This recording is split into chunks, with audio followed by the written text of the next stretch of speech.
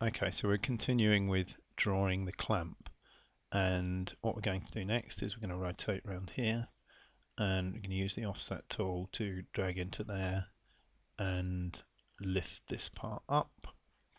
Then go back to the curve tool here, turn this round, curve tool from edge to edge, pull that down there and remove this section. Okay, so there we've got the clamp drawn. Now the next detail we can add here, we could go to here, and if we go across from endpoint there on that axis and then midpoint to there, midpoint to there, then we can find the center here. So here we could just draw a circle. We can delete these lines that we don't need.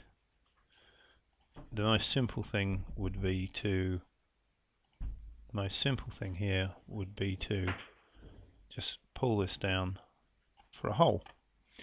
But of course, if we want to, we could add a fastening. So if we go again midpoint out to here, across here to endpoint, and add a circle and drag that out, we can delete these. In fact, we might leave that in place. Delete these ones and extrude this.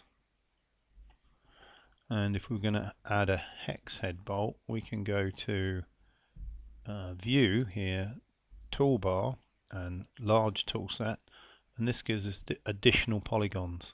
So then we can come down here. If we turn around to this face,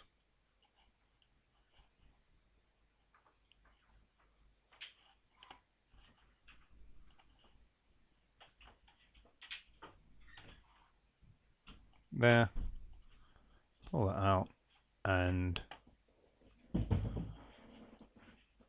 through that. So there we've got a hex headed bolt or a hole through.